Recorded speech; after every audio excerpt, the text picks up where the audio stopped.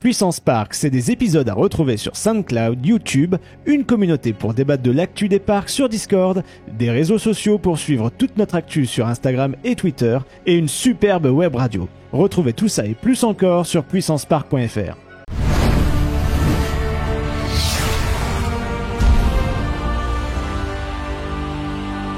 Bonjour à tous et bienvenue dans ce nouvel épisode de Puissance Park qui est une fois de plus un peu spécial puisqu'on se retrouve, vous voyez, dans un décor magnifique. Nous sommes à l'hôtel des Pirates V1 de Nigloland. Alors, comme vous pouvez le voir, je suis Valentin, donc bienvenue. Nous avons ici... Je suis Johan, et bienvenue également. Du vrai Disneyland. À l'hôtel des Pirates. En face de nous, nous avons Benjamin. Bonjour les amis et ravi de vous retrouver pour cet épisode vraiment un peu spécial. Greg à la régie, coucou Greg. Yo. Mais fais plus de bruit, on t'entend pas. Ouais. Ah là on l'entend mieux. Et notre invité, une fois de plus, voilà, c'est la deuxième fois que tu viens chez nous. Merci d'abord de nous accueillir. Ou qu'on vient chez toi. Oui, qu'on vient chez toi, pardon. Oui. Encore une fois, merci de m'inviter chez moi, c'est gentil. Je crois que j'avais dit la même chose la dernière fois. Tu veux jamais venir aussi, donc bon, nous on fait le déplacement parce que c'est vrai que t'es loin de Paris, t'es loin de tout. Non, évidemment, je préfère être ici que finalement là où on se trouve, c'est plus exotique et sympa pour nous. C'est vrai, c'est un magnifique endroit. Encore merci de nous prêter ce magnifique jouet, Nigloland. Non, faut pas trop Benji, après oui, on nous dire oui, c'est vrai. Nigloland, tout ça. Bon, alors pourquoi est-ce que c'est aussi merdique? Non, pardon, excusez-moi, j'ai pas dit ça. Ouais. Non, merci Rodolphe effectivement de te prêter au jeu pour cette deuxième interview. Ça, on va pouvoir, on va dire un peu faire la suite de celle qu'on avait fait il y a déjà 2 ans quasiment maintenant, c'était en 2021 à l'ouverture de Krampus. Donc ça va être le moment de voir comment tout ça a évolué avec 2022 qui était une saison exceptionnelle puisque vous avez dépassé les 760 000 et quelques visiteurs si ma mémoire est juste. Donc ça va être intéressant. Ce qui va être bien, il n'y a pas de pré-show à faire, donc on peut enchaîner direct peut-être avec la première question. Ça vous va les amis? Oui, qui est du coup dans la suite logique de ce qu'on avait enregistré, à savoir voilà, Krampus, ça fait plus de 2 ans que ça tourne, enfin ça fait 2 ans que ça tourne, 2 saisons du moins. Quel est le bilan finalement de retour des visiteurs? Est-ce que ça a fait venir, ça a attiré plus de monde, ça a fait venir du monde? Est-ce que ça a fait les chiffres? Est-ce qu'ils sont satisfaits? Est-ce que ça complète bien l'offre du parc d'après eux aussi? Toi, bon, c'était la stratégie, donc de ton côté, ça te semblait logique en tout cas d'investir dans ce style d'attraction, mais qu'en est-il voilà du côté vraiment de ta cible en fait? Déjà encore une fois bienvenue à Nigloland. Pour le Krampus en fait la stratégie c'était de remettre une grande attraction. On la voulait aquatique mais on s'est dit qu'au niveau marketing c'était bien que ce soit aussi un coaster, donc on a fait un water coaster, c'était parfait. Les chiffres, on a fait plus 12% d'entrée à Nigloland si ma mémoire est bonne, plus 25% de chiffre d'affaires. Donc, est-ce que c'est une réussite au niveau de l'entreprise? Totalement. On pensait dépasser avec en plus 700 000 visiteurs, on a fait 763 000 visiteurs. Donc, c'est un succès au niveau, encore une fois, voilà, de la clientèle. Ça a eu son effet. C'est un succès parce que sur les 2 dernières années qu'on interroge les visiteurs à la sortie du parc, c'est l'attraction la plus populaire, aimée de toutes les tranches. Ouais. Donc ça c'est incroyable. Voilà, donc on va dire pour la masse de visiteurs c'est un super machine. Pour la maintenance, on va dire que c'est assez cool parce que aussi on l'a construit de manière assez ergonomique. On a fait des modifications pour que ça se passe bien. La peinture tient bien, la fameuse peinture. Voilà. Ça avait été optimisé pendant quasiment 2 ans. Vous aviez eu le temps avec le Covid. Exactement. On a eu le temps de tout finuler et puis. Non, c'est un super succès et en fait, Krampus, c'est un peu comme Alpina, ça va être la marche qui va nous permettre d'aller encore plus haut. Et pour moi, c'est le plus excitant, quoi. Là, Krampus, c'est pas un but en soi. C'est un launchpad, quoi. C'est la rampe de lancement de bien d'autres projets. Est-ce que ton public a le sentiment que vous avez passé une sorte de level au-dessus et que... Je vais te dire un truc, honnêtement, même mes amis, les gens que je connais de près, de loin, la famille, depuis 2021 ils viennent au parc, ils disent ça, c'est une autre dimension Nigloland. Alors moi je le ressens pas forcément, mais c'est la sensation que les gens à l'extérieur ont. Moi, je sais pas si vous, c'est la même chose. Nous, on est Ouais, d'accord. mais si, je vois. Nous, on pourquoi voit le virage qui est en train c'est d'être pris. difficile quand tu es baigné dans le truc littéralement avec Krampus, puisque vous étiez dedans pendant 2 ans à faire les plans, les travaux, bref. De voir une fois que c'est construit, bon évidemment t'as un aboutissement, mais tu vois pas, tu as suivi l'évolution. Alors pour les personnes, on arrive, hop, le truc est déjà présent. Oh, c'est une nouvelle zone, c'est incroyable. Ils ont vraiment le choc visuel, contrairement à toi, puisque tu as eu le temps de t'habituer, même psychologiquement. Donc c'est sûr que c'est complètement, radicalement différent d'un point de vue extérieur. Et je dirais aussi que parce qu'on a été habitué avec Alpina Blitz dans le secteur, et tout d'un coup on a cette nouvelle attraction qui pop, qui réaménage un peu l'environnement, le paysage, avec aussi la partie coaster qui déborde un peu sur le parking. Donc ça a changé un peu la physionomie d'ensemble de parc. D'ailleurs on se faisait la réflexion quand on est arrivé ce matin dans la voiture, on voit Krampus depuis la route, donc on voit qu'il y a quand même quelque chose qui a évolué dans la skyline du parc. Donc puis, là-dessus, par rapport à Alpina, la taille des décors, tout est plus, tout est un level au-dessus en fait. donc tu dis que c'est en fait votre rampe de lancement parce que vous avez l'intention de pousser encore plus loin, comme on dirait le potard à 11 pour les prochaines évolutions, quoi. On a l'intention, et Krampus nous donne la chance de faire ça. C'est ce qui est incroyable. C'est que à un moment tu te dis, tu plafonnes forcément, t'as des investissements qu'on a fait l'Alpina, on a plafonné un peu à 600 000. Après là, on va essayer de plafonner autour de 750 000 visiteurs. Et après justement, tu te mets en position pour viser un peu plus haut. Et c'est ça qui est vraiment intéressant au niveau de la stratégie de Niloland, quoi. Bah, d'ailleurs, tu parles un peu de la fréquentation qui a franchi le palier des 760 000 l'année dernière. Est-ce que pour toi, c'était... on est tous d'accord dans le milieu des parcs que c'était une année assez historique pour l'ensemble de la profession. Est-ce que pour toi, c'est une année, on va dire, un peu exceptionnelle, mais qui ne restera peut-être une sorte d'anomalie dans votre histoire, ou est-ce que c'est plutôt une tendance de fond que tu as pu observer ? J'espère que c'était pas une anomalie. Tout ce que je sais, c'est que au jour où on parle, on est à plus 13% de vente de séjours par rapport à l'année dernière. Donc qui inclut une nuit d'hôtel. Ouais, exactement. Et les ventes CSE se portent très très bien. Donc comité d'entreprise, donc. Voilà. Donc non, on va dire voilà, on n'a pas commencé la saison, on fera le bilan à la fin, mais voilà, ce qu'il faut, c'est pas forcément faire 760 000, c'est maintenir un niveau au-dessus de 700 000, et après de pouvoir faire un investissement qui crée de la croissance en termes de visiteurs. Et investissement qui a déjà été un peu réfléchi, je suppose. Oui, plutôt très réfléchi. Ouais, qui suit cette tendance de toute façon. Donc, d'ailleurs, parce que de toute façon, tu le vois au quotidien ici. C'est effectivement la question que j'allais te poser. Est-ce que le fait d'avoir eu l'année dernière exceptionnelle, donc qui a entraîné un chiffre d'affaires exceptionnel, vous vous êtes dit, on peut s'autoriser des projets que soit vous aviez prévu de les faire des années plus tard et donc de les faire plus vite, ou de nouveaux projets qui n'étaient pas prévus au départ? C'est une très bonne question. En vrai, avant le Covid, on avait déjà une ligne directrice. Ça a été peut-être un petit peu décalé d'1 ou 2 ans, mais ça change pas. Et en fait, on a 3 scénarios. On a un très bon scénario en termes de FREC, de prévision. On a un moyen scénario et un mauvais scénario. Là, on est plutôt dans le haut. Et donc, tu suis ta courbe, t'es dans le haut de ton scénario. Donc, dans tes investissements, dans ta stratégie, t'es dans le haut. Et après tu réajustes. Donc là on se met en position pour avoir un futur très intéressant. J'en doute pas. Donc ça veut dire que finalement il y a des belles choses qui arriveront dans les années à venir avec Nigloland. Il y a aussi beaucoup de choses qui ont évolué cette année parce que du fait, j'imagine, de la réussite du parc, il y a eu aussi pas mal d'embauches de votre côté, le côté RH. Il y a pas mal de nouveaux arrivants, de nouvelles têtes, peut-être aussi une réorganisation. Est-ce que ça aussi c'est une conséquence de tout ça, ou c'était un projet que vous aviez déjà réfléchi?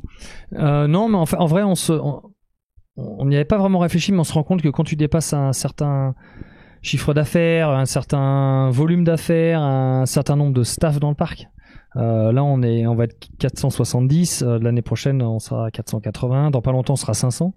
Il faut que tu vois ton entreprise différemment de quand je suis arrivé en 2016 où il y avait 2017 350 personnes. L'entreprise change, elle doit évoluer, on crée des nouveaux postes, on a un nouvel organigramme, on a voilà, on avait aussi un top management qui vieillissait un petit peu. Donc voilà, maintenant voilà, je forme mon équipe proche pour qu'ils tirent tout le monde vers le haut et qu'on aille tous dans le même sens. Et mais voilà, sans les humains, ça peut pas aller. Il faut choisir les bons humains pour aller au bon endroit. On a vu Oui. que c'était pas forcément évident et que ça a donné le fait que vous avez construit des logements pour des futurs saisonniers. Est-ce que c'est le manque de personnel, c'est quelque chose qui vient vraiment vous bloquer en ce moment?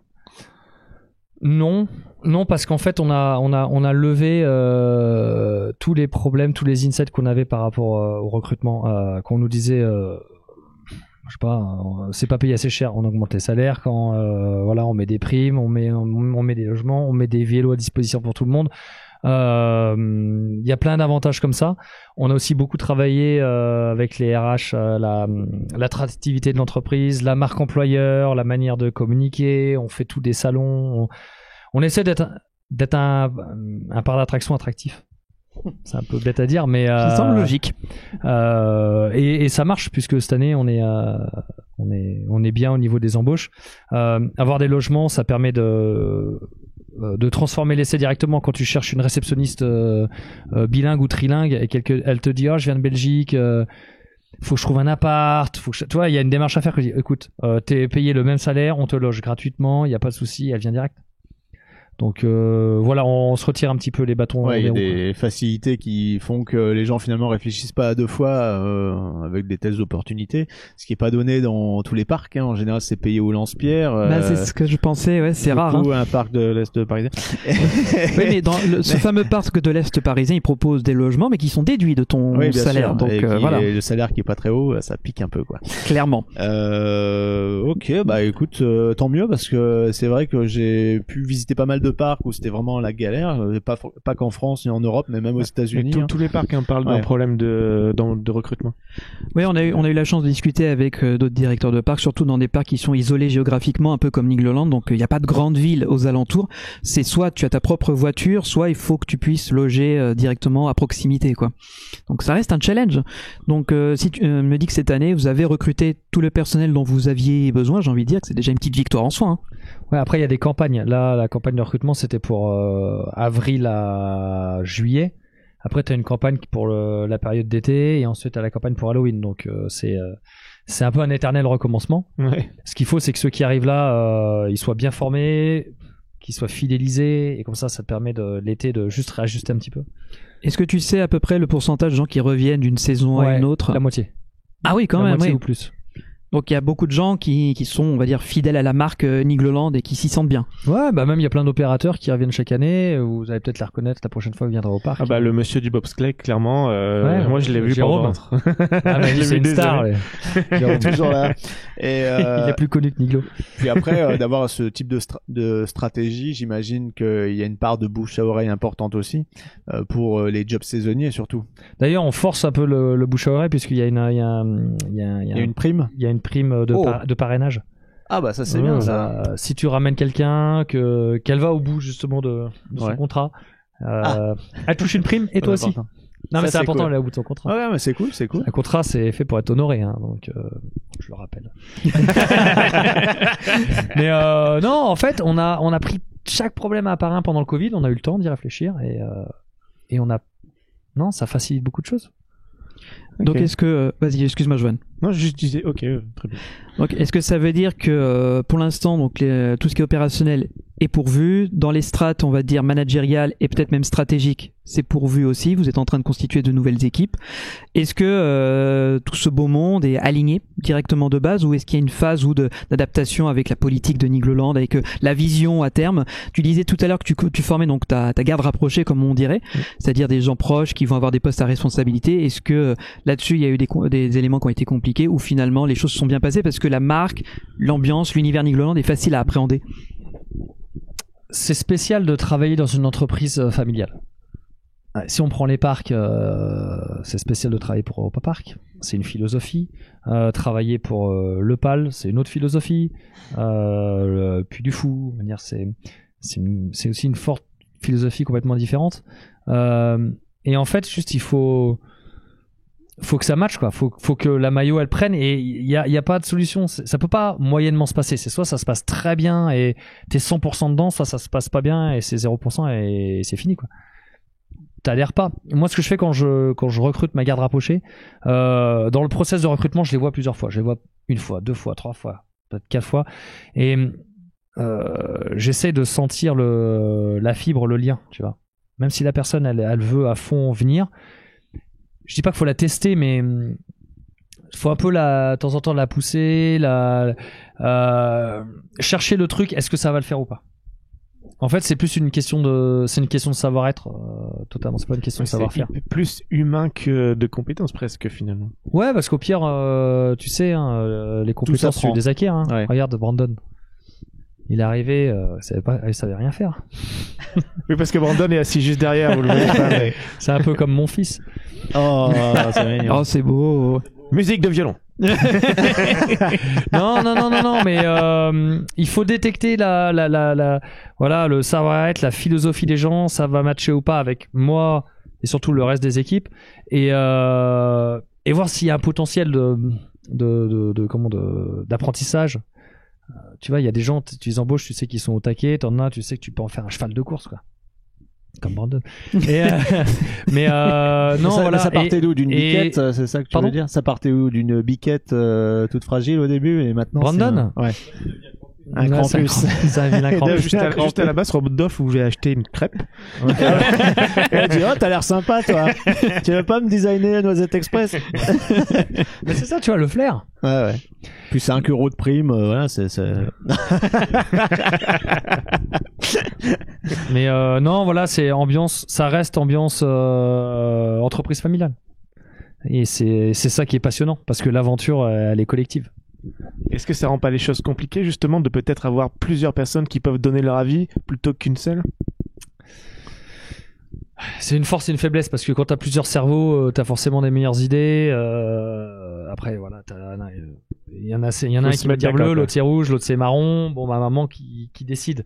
Mais non, après, imagine, tu dépends d'une seule personne, un seul patron qui te dit c'est comme ça et pas autrement, et t'es pas d'accord, t'es coincé, t'es emprisonné. Forcément. Voilà, Nigloland, c'est familial. Parfois, faut faire le mélange, tu vois. Oui, bah, sans doute. Hein. Quand c'est rouge ou quand c'est vert, bah, tu finis par faire du marron. Ouais. Comme ça, ça plaît à personne, mais tu choisis pas ton camp. Et tout se ressemble. Ouais, exactement. Je pense, Val, tu veux peut-être poser après la question, mais j'en ai une avant. D'accord. Vu qu'on reste sur le sujet un peu RH et ressources humaines, parce qu'il y a pas mal de gens qui nous écoutent sur Puissance Park et qui se posent souvent la question d'orientation professionnelle, que ce soit au niveau opérationnel, mais aussi au niveau créatif. Il y a pas mal de jeunes qui veulent se lancer dans ces métiers-là. Est-ce que donc pour toi, qu'est-ce qui serait la qualité là où les plus importantes qualités pour des futurs créatifs ou des gens dans des niveaux un peu élevés, managériaux, etc. Jack, créatif et management, c'est... Oui, voilà, je pose 2 questions, on va dire. Ouais. C'est très divers. Dans la créa, je pense qu'il y a quelque chose d'important à savoir, c'est que quand nous on cherchait un designer créatif, il faut quelqu'un dans un parc d'attractions qui est en développement comme nous, qui a forcément un background technique, soit ingé, soit archi, puisque des créas qui font graphisme, il y en a, mais là, des centaines de CV. Et il faut qu'il y ait une base concrète pour justement partir d'un point de vue réalisable à l'échelle du parc et d'optimiser au mieux pour... Exactement. Après là, je parle de projet construction, hein. Je parle pas forcément de bosser dans la com, mais projet construction, faut que ce soit des métiers techniques, quoi. Oui, avoir conscience du terrain et de la matière. Exactement. Voilà. Après, en opérationnel, en management, ça dépend encore. Dans une entreprise familiale, à Nigloland, c'est beaucoup de gens qu'on a fait émerger, qui ont commencé en tant que saisonniers, qui travaillaient quelques mois, comme Kevin, comme Francis, comme les gens en restauration, tout ça, qui sont maintenant à l'année. Eux, on les aide aussi. Chaque année, ils ont au moins une formation en management, en savoir-être, en gestion de conflits, en gestion RH. Comme ça complète leur expérience avec du théorique, et ça leur permet de bien cadrer leur mission. Mais donc au départ, quand ces personnes-là peuvent, on va dire, évoluer professionnellement, il y a quand même déjà, comme tu disais, un feeling, tu le sens qu'il y a quelque chose qui peut matcher avec eux pour justement leur donner des responsabilités. Exactement. Après, il faut avoir le flair et il faut parier sur le bon cheval. Ah oui, mais ça c'est normal, oui. Et puis, Parfois, on se gourre, hein. Oui, bah, Parfois, l'erreur on est fait humaine, des bien grosses sûr. bêtises. Après, cela dit, toi, t'es quelqu'un de terrain aussi, donc ça te permet aussi de les repérer dans le temps et de voir finalement ce qu'ils ont pu apporter au parc, résoudre les problèmes par eux-mêmes. Je suppose que c'est aussi des qualités qui sont importantes. Ouais, et souvent, moi, quand je veux faire évoluer quelqu'un, j'y donne une mission assez spécifique qui sert pas forcément à grand-chose, mais souvent, je les teste, les gens. Je dis tiens, tu pourrais t'occuper de toi un truc très simple et tout, faire ça machin, genre lead un tout petit projet, et s'il le mène à bien dans les temps avec l'équipe qu'il faut, et parfois j'y mets dans le bâton dans la roue, je dis écoute, t'as 0 budget, tu dois te débrouiller tout seul. Et ça, c'est des super tests. Nous on sait faire hein, avec le 0 budget, hein, on sait gérer. N'oubliez pas utip.fr. Voilà. .io. Ou la boutique Redbubble, c'est bien aussi. Non mais voilà, faut challenger. Moi je challenge les gens, je les teste sans leur dire que je les teste. Tu vois. Mais bon, à mon avis ils le ressentent. Ah bah j'imagine hein. Il a la réponse. Ouais, il est passé par là. Ouais. Alors, on n'entend pas, mais il valide. Ah voilà, et surtout pour recruter quelqu'un dans le top management, ou voilà, il faut être sûr de de son engagement envers l'entreprise. Faut que là les gens qui m'entourent, je leur dis, mais je le sens, ils gèrent Nigloland comme s'ils géraient leur propre entreprise.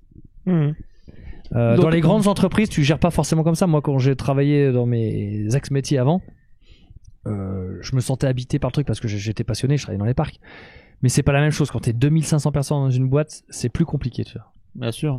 Là, on se sent tout de suite plus investi dans le projet parce que on se dit tout ça c'est des choses qui vont m'apporter aussi quelque part derrière. Voilà, je donne et ça me rend. Il y a un intérêt derrière aussi de faire plaisir aussi à l'ensemble du groupe qui participe à l'effort. D'ailleurs, ça me fait un peu penser à nous, l'expérience que on a vécue Valentin en tant qu'opérateur sur le parc de l'Est parisien, pour ne pas le citer, dans lequel on nous demande justement d'être concentré sur une tâche et une seule et unique tâche, mais l'esprit d'initiative n'est pas forcément encouragé. Absolument pas. Et donc là, est-ce que pour le coup Nigloland encourage à proposer, allez-y, vous voyez un défaut, est-ce que vous le solutionnerez, comment, est-ce qu'il y a des choses comme ça qui sont encouragées? Je pense, mais pas assez. Pas assez, c'est-à-dire que l'autre jour j'ai vu un truc sur YouTube qui montrait comment par exemple Gmail est né. Et en fait, ils ont une espèce de séminaire de travail, les gens chez Google, où ils ont un moment avec, c'est bien, mais c'est cadré, c'est structuré, où qu'est-ce qu'on pourrait faire, qu'est-ce qu'on a besoin, qu'est-ce que les gens y réclament, et en fait, on leur demande leur avis, mais d'une manière hyper efficace. Et t'as des trucs comme ça qui sont nés, Gmail et compagnie, ça vient pas du boss, tu vois. Ça vient des gens qui travaillent chez Google. Et ça, c'est fantastique. Et le jour, j'en ai parlé avec une formatrice qui m'a proposé ça. J'ai dit mais c'est fantastique. Si tu peux trouver des nouveaux marchés, de nouvelles idées via ce type de séminaire, ça serait formidable. Donc voilà, la réponse c'est on fait mais pas assez. J'avais vu une conférence de Nicolas Devilliers justement qui expliquait qu'il avait été ravi un jour de recevoir une lettre d'une personne qui s'occupe de nettoyer les toilettes dans un coin et qui avait proposé une idée. Il avait dit qu'il trouvait ça formidable et qu'il encourageait ce genre de choses. Je pense que c'est une mentalité à part entière qui ne va pas forcément dans toutes les entreprises, mais c'est quelque chose qui peut être très intéressant, notamment pour que les employés se sentent investis et se donnent de plus en plus, quoi. Mais ça me fait un peu penser, alors là je parle un peu management, un peu parce que j'ai connu tout ça, on a souvent tendance à connaître, il y a deux types de management, c'est le command and control qui est donc ascendant, un peu hiérarchisé avec le directeur, les dirigeants, les top managers, etc. Et voilà, le chef, il fait pour cheffer et il donne des ordres et ça descend jusqu'à l'opération.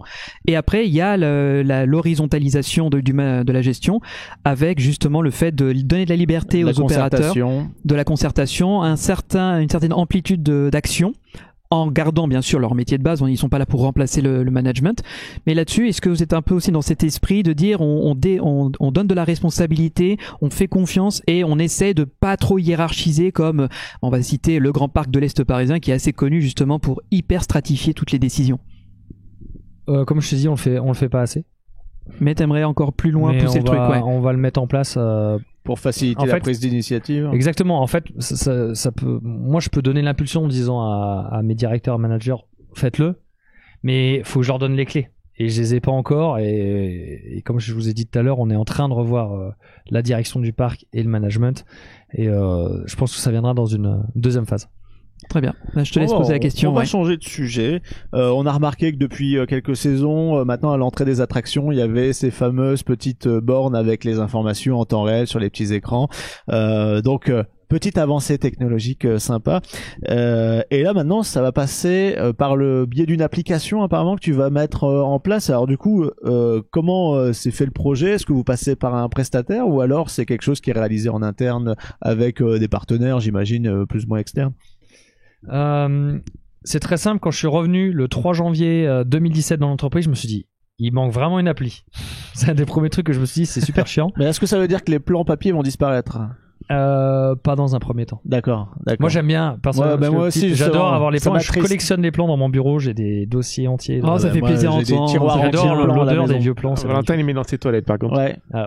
Et quand j'ai vu le PQ, voilà, c'est pas pratique ça. Mais moi je les mets dans une petite boîte et chaque année, les parcs que je visite, ils viennent. Mais ça devient des archives, tu sais, parce que le parc évolue, il y a des trucs qui apparaissent, qui disparaissent, et tu peux ressortir un vieux plan. Tu fais, il y avait donc rien en 2002 au Walt Disney Studios. Ça a pas changé. Ça oui. À chaque fois, je suis toujours autant choqué quand j'ouvre un plan des Walt Disney Studios de ouverture, c'est horrible. Bref. On rappelle plus de la question.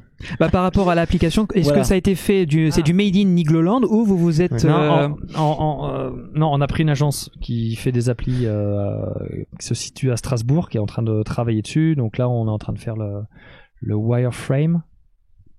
Donc un peu l'interface. Voilà, le prototypage avec l'expérience utilisateur. Je passe sous. Ouais, Greg, alors, il y a Greg là, il est content. Greg, il est en train de faire du lip sync. Et pour essayer qu'elle soit le plus fluide, le plus simple possible. Mais en fait, ils ont besoin de data sur les temps d'attente, les horaires, la météo, tout ça qu'ils peuvent pas faire eux-mêmes. Du coup, on a hiérarchisé. Qu'est-ce qu'il fallait avant, c'était qu'on puisse analyser le temps d'attente des attractions. Donc on a commencé sur les plus importantes. Et en fait, on a développé, nous, un intraniglo qui est centralisé dans le bureau des opérations chez Kevin et Francis, donc les superviseurs attractions, qui regroupe toute la data. Et en fait, il y aura une sorte de parallèle ou duplicata de ça qui sera envoyé à l'application. D'accord. C'est à peu près clair? Oui, après c'est dans les gros parcs Disney, Universal, en général il y a toujours une espèce de poste qui centralise toutes les informations opérationnelles transmises par intercom, voilà, donc c'est-à-dire les téléphones internes. Comment ça va se passer ici? Est-ce que du coup il y a quelque chose qui existe de façon informatique sur maintenant un smartphone d'entreprise, ou alors ça va être aussi juste transmettre par téléphone à peu près les temps d'attente actuels pour justement que ce soit relativement en temps réel? Non, attends, les temps d'attente ils sont faits par les opérateurs sur chaque attraction. Ça arrive automatiquement instantanément sur le PC des superviseurs, et après ça sera en instantané sur l'appli. Ok, mais comment ils remplissent l'information chez toi? Alors en fait c'est simple, c'est que il y a différents moyens, mais normalement en gros ils ont un plan de la file d'attente. Et toutes les X minutes, ils doivent cliquer là où la file s'arrête. D'accord, et donc ça détermine le temps en fonction du design de la file. Exactement. C'est plus technique que Disney, t'imagines un peu. C'est plus avancé, parce que alors pour ceux qui connaissent Disney, en fait, on a les cartes stars qu'on donne à des visiteurs. Donc de temps en temps, il y a un visiteur qui est choisi à l'entrée. Il dit bonjour monsieur ou madame, vous avez été choisi pour être notre visiteur test, qui va donc, on bip une carte, il fait la file d'attente tout à fait normalement, sauf quand il comprend pas et qu'il dit j'ai une carte prioritaire, il passe devant tout le monde, c'est déjà arrivé plein de fois, et donc il te fausse le temps. Mais il fait la file normale, on la rebip à la fin de la file d'attente avec un autre boîtier, et l'ordinateur calcule le lambda entre les deux. Et c'est comme ça que c'est calculé. Mais effectivement, le fait d'avoir déterminé avec des points, c'est pas la technique la plus fiable. Mais non, c'est pas fiable parce qu'il y a un delta entre le moment où tu l'as donné, où l'info remonte, et le temps où ça a évolué. S'il a attendu 40 minutes, du coup tu affiches le temps qu'il y avait il y a 40 minutes. Oui, c'est pas à jour. Voilà. Et donc ça, j'aime bien. Il faut que tu rajoutes le quart d'heure pour vendre les fast-pass pour faire croire aux gens qu'il y a beaucoup. Dans le Disney Premier Access. Oui, c'est ça. Toujours 15€ disponible. Le Premier Access, exact. Merci Greg, exactement. Ok. Et du coup, cette information est récupérée et va servir pour l'appli, quoi. Exactement. Et est-ce que cette application va devenir un peu comme, justement, on parle de Disney, un peu un noyau central où on pourra retrouver billets d'entrée, passe annuel, réservation, restauration peut-être, et qu'est-ce qui est prévu dans ce... La V1, il y a horaire, spectacle, parc, plan du parc, temps d'attente, billetterie, séjour, passe annuel, qui sont liés aussi avec les moyens de paiement Apple Pay, Google Pay, avec Wallet et compagnie. On est en train d'étudier pour voir si tu peux faire ton pass avec ta photo automatiquement, comme ça, un peu détouré. Donc ça, c'est en cours d'étude. On laisse la place pour tout ce qui est plugin pour aussi voir, parce qu'il faut qu'on change notre système de caisse pour passer avec pour faire de la restauration dans l'appli. Il faut qu'on change notre système de caisse pour qu'elle soit liée à des paiements à distance, pour venir à donner un timing et tout. En fait, c'est une autre gestion encore. Non seulement tu as le coût de développement de l'application, et en plus, il faut que tu changes le matériel, donc c'est quand même pas un mince investissement, quoi. Voilà, et après, opérationnellement parlant, il faut que tes restaurants ils tolèrent une deuxième file. C'est des autres flux à gérer, donc mais ça, je veux absolument le faire et le plus vite possible. Mais c'était pas possible dans la V1, évidemment. Ok. Moi, j'ai une question peut-être un petit peu plus en détail, en profondeur, par rapport à la construction de cette appli et votre prestataire. Est-ce qu'une fois qu'ils vous fournissent l'application, c'est bon, vous vous débrouillez, ou est-ce que c'est un contrat où tous les temps de mois, ils surveillent que l'application marche bien, ils la régulent, ils l'améliorent? Déjà, on aura un soft opening de l'appli pour travailler dessus. Corriger. Après, il y a X mois dans le contrat. Ouais. Où ils vont faire des corrections, etc. Puis à ce moment-là, on parlera déjà de la V1 point quelque chose ou de la V2, quoi. D'accord, ok. Si ça se passe bien. On l'espère. Il n'y a pas de raison après. Je touche de la peau de singe, ça. En espérant que ça marche. Alors, j'ai posé une question que je sais avec Greg est très intéressé, et vu que ça nous intéresse aussi dans l'univers de Puissance Park, c'est tout ce qui est open data, open sourcing. Est-ce que c'est les genres d'informations, donc les temps d'attente, les moyennes, les calculs, qui seront accessibles par des API tierces type qtimes.com, qui est un site qui justement synthétise des informations avec d'autres parcs? Ou est-ce que vous voulez vraiment maîtriser l'information de bout en bout? Malheureusement, ça sera assez fermé et localisé spécifiquement à Niloland. Bon, après, tu mets un VPN et puis t'es bon. Mais non, ça sera assez exclusif. D'accord. Donc, bon, voilà, c'est un choix que tu assumes. Non. Moi, j'assume. Je suis pas d'accord avec ça, mais j'assume. Parce que moi, j'aime bien regarder. Je suis un peu un nerd, tu vois, des parcs. Bah oui. Je me réveille le matin, je regarde les temps d'attente dans les parcs asiatiques. Le soir, quand je me couche, je regarde les temps d'attente en Amérique. Américain, et tu te dis, c'est le moment idéal pour y aller. Je le ferai l'année prochaine, tu vois. Parce que je regarde aussi comment. Mais c'est pour se préparer des voyages. Comment ça marche, comment ils gèrent leur appli. Ça marche aussi. Tu te dis, est-ce que la nouvelle attraction fonctionne par rapport au reste? Quelle est l'attraction qui est un peu en déclin? Ou alors, est-ce que les activités, tu sais, les saisons, genre carnaval, Halloween, tout ça, est-ce que ça a un impact aussi sur certains temps? C'est vrai que moi aussi, j'ai cette curiosité-là, des fois, quand je sais pas quoi faire.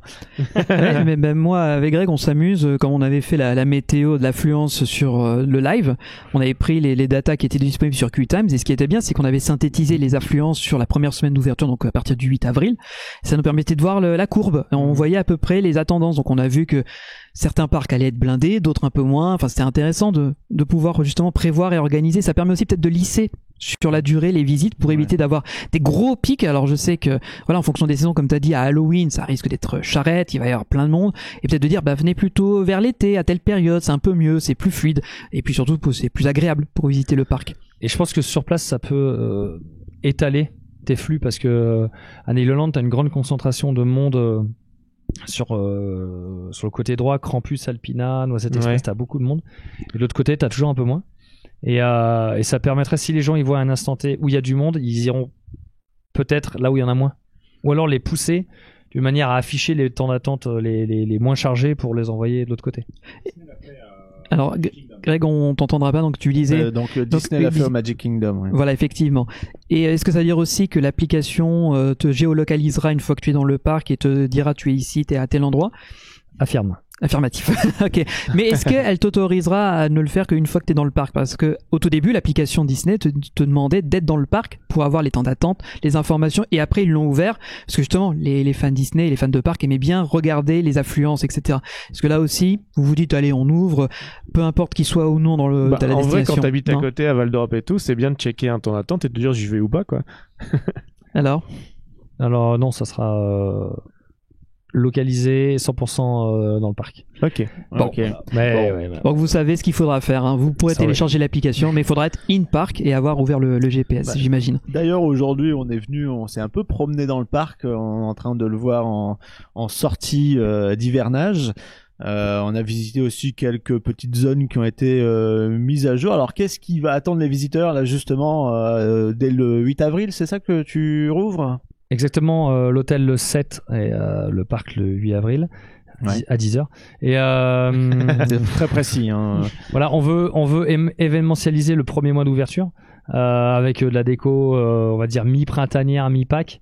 Voilà, on a aussi, en plus de la décoration, une nouvelle musique qui va accompagner les visiteurs dans leur expérience. Nouvelle musique, c'est-à-dire? Une nouvelle musique que tu peux écouter en arrivant dans le parc. Est-ce que c'est de la musique qui sera faite pour le parc? Exactement. Donc ça y est. Ça c'est bien. Donc Ça. vous commencez à implémenter de la musique faite maison, quoi. C'est ça. En fait, assez récemment, je crois. Ouais, donc un peu plus d'un an. Je pense que c'est la 3e composition qu'on fait pour le parc.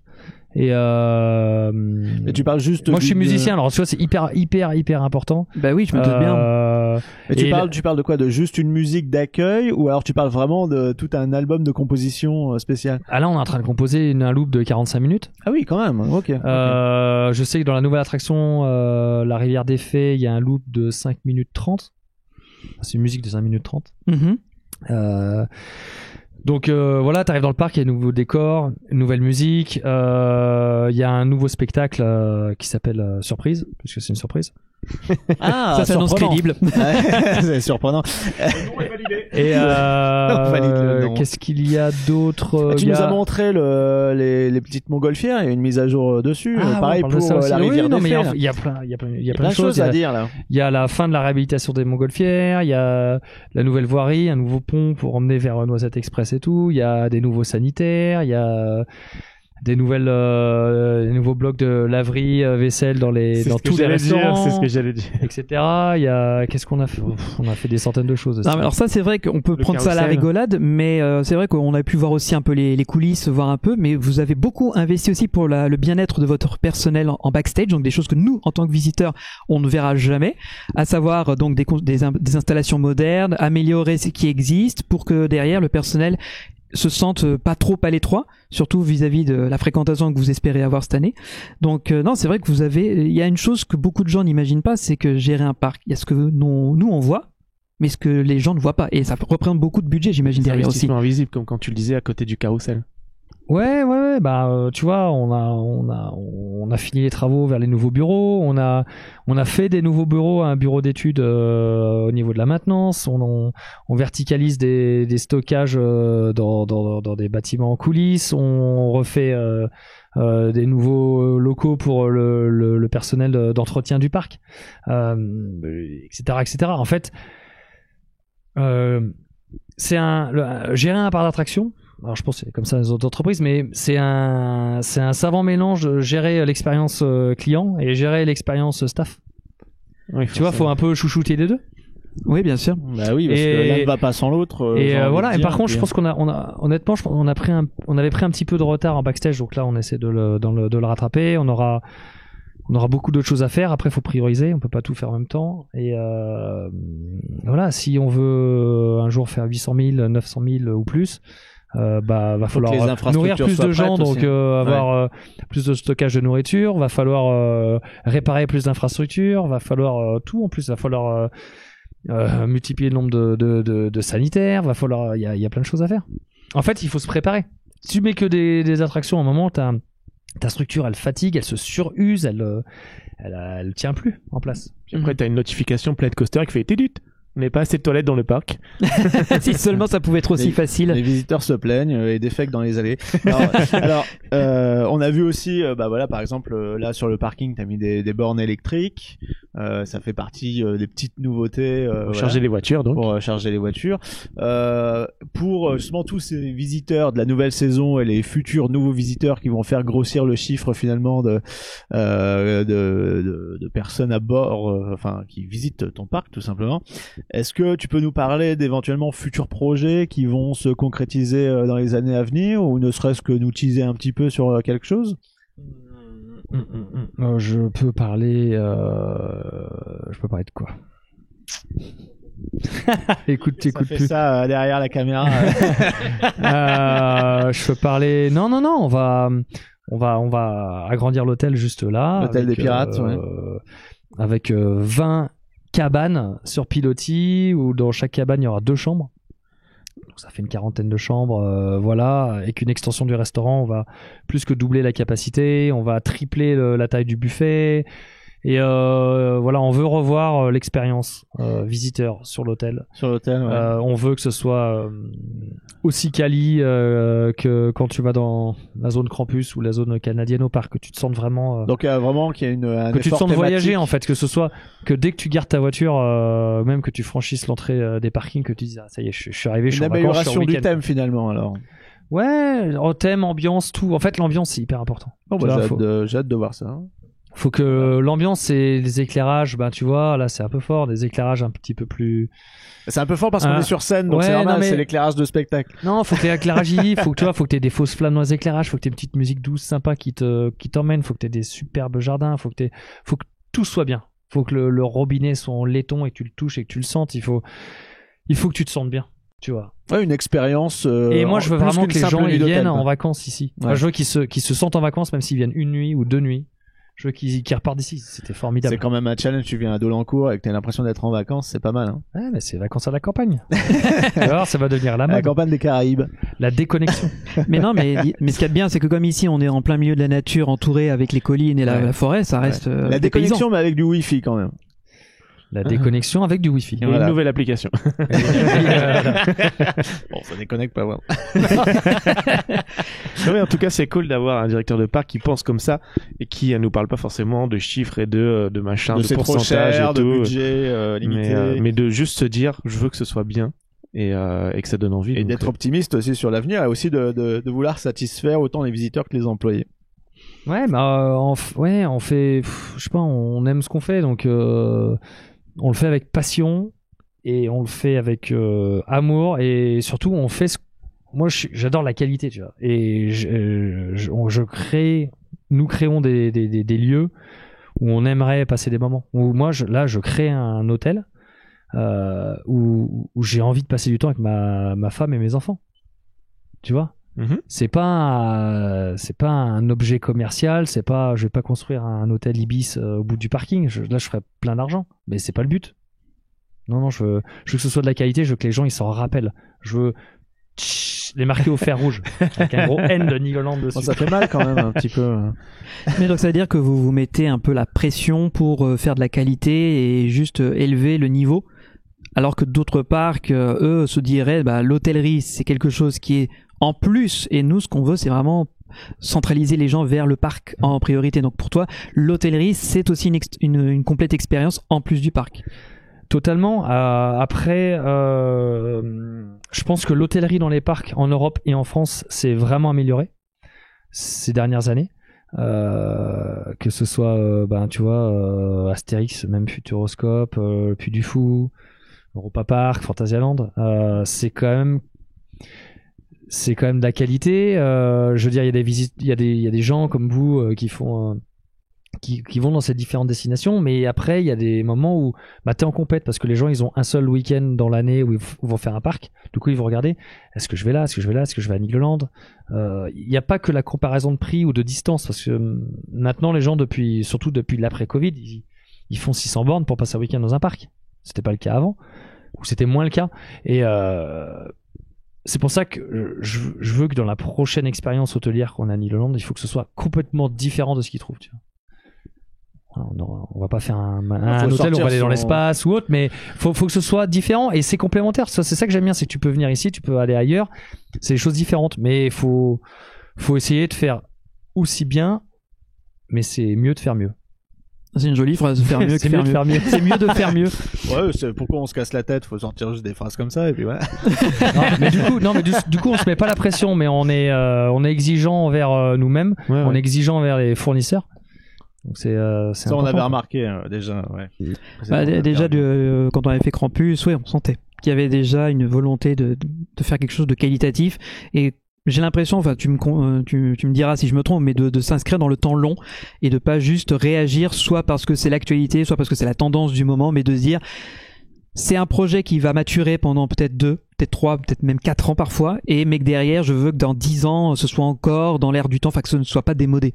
Ouais, tu sais, souvent je compare, après on n'est pas à ce niveau-là, mais ce qu'on construit par exemple les Romains, tu vois, alors c'est le cas extrême, mais ça fonctionne toujours, tu vois. Les aqueducs pour irriguer, les routes romaines, les ponts, juste à côté il y a un pont romain ici, il tient quand même, ça fait quelques milliers d'années. Ce qu'ils ont fait d'après-guerre, ce qu'a fait Napoléon III, c'était des choses qui étaient faites pour durer et après on va dire que le temps salue leur effort, tu vois. Et Niloland c'est pareil, c'est une entreprise familiale depuis 36 ans maintenant. On a toujours fait de la qualité et on continuera à faire de la qualité le temps qu'on est là. Oh, par contre, passer l'expérience, ça tient moins bien que les routes pavées romaines quand même. Ouais, c'était facile. Les Romains n'ont pas eu du succès avec tous leurs édifices. C'est les Teutons qui l'ont fait, celle-là. Donc c'est pour ça. Ça bouge un peu. Ça te permet d'apprécier plus les autres attractions. Oui, c'est vrai. Ou de se dire que des fois, le renouvellement, ça a du bon aussi.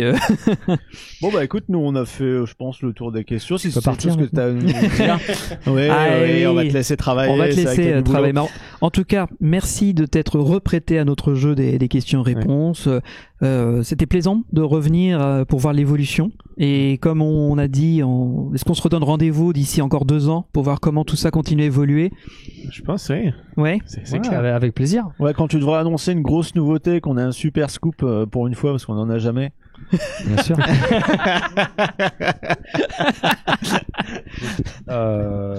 Vous viendrez si vous voulez. On fera une cérémonie de signature pour la nouvelle attraction. Puis ça c'est beau. Wow, ça c'est gentil. Déjà qu'on a notre plaque du rail de.